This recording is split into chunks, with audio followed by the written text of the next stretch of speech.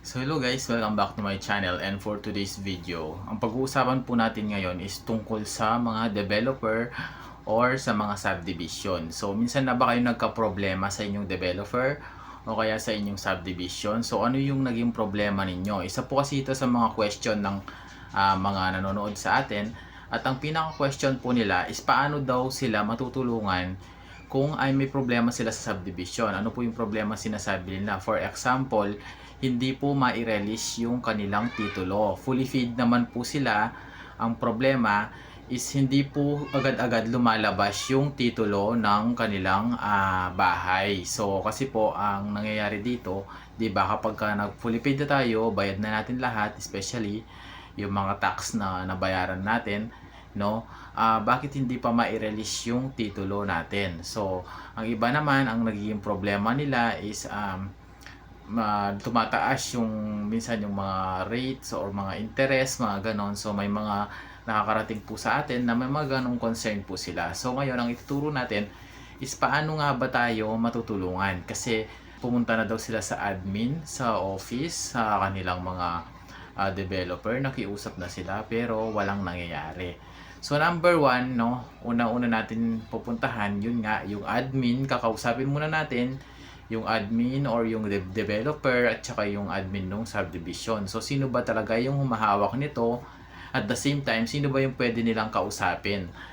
So magpa-follow up tayo doon, makikipag-coordinate tayo sa kanila. So kung may kailangan tayong requirements na ibigay sa kanila, so bibigay natin, so kukumpletuhin natin. Make sure lang na kapag ka naibigay natin yung mga requirements at saka yung mga hinihingi nila, is meron tayong proof na katunayan na nag-submit tayo sa kanila. So pangalawa, so kapag ka nag-follow up na po tayo, so i-follow up ulit natin, titingnan natin kung ano yung magiging responde nila at saka kung sino pwede nila makausap na mas mataas sa kanila para may raise natin yung concern natin. So pangatlo po, kapag wala pong nangyari doon sa mga binigay nating mga tips kung sino yung pwedeng makausap, kung saan pwedeng mag-complain, so ang susunod na po natin pupuntahin ay yung tinatawag nilang DSUD o yung Department of Human Settlement and Urban Development.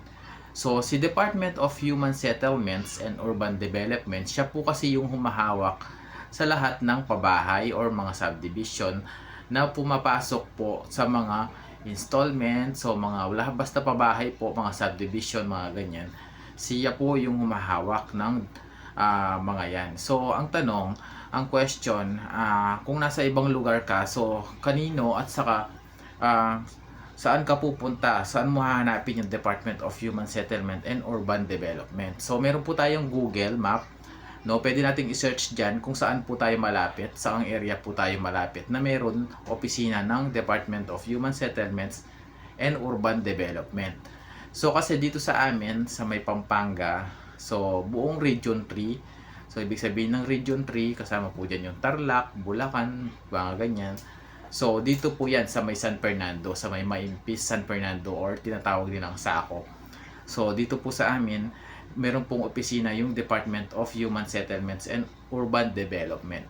So pwede po kayong pumunta or magtungo doon sa kanila para ma-address po yung concern natin, at sasabihin lang po natin doon sa kanila na hindi po, walang nangyayari doon sa mga follow-up at sa mga nare-raise nating concern sa ating mga subdivision or ating mga bahay. So ganun po ang mangyayari. So kailangan maghain po tayo ng complaint, at the same time kukuhanin nyo po yung pangalan kung sino po yung nakakausap ninyo doon sa opisina na pinupuntahan ninyo.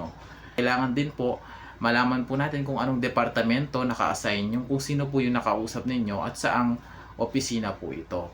So doon po is magpa-file po tayo ng complaint sa DSUD or Department of Human Settlement para ma-address po yung concern ninyo, at papatawag po itong opisina na kung saan po kayo pumupunta, at saka po kayo magkakaroon po yan ng meeting, o magkakaroon po yan ng settlement time, pipirma po sila doon na kailangan release po agad yung inyong titulo. So ganun po ang mangyayari. So any concern po na hindi po inaaksyonan ng inyong subdivision or developer, so pwede nyo pong i-concern doon.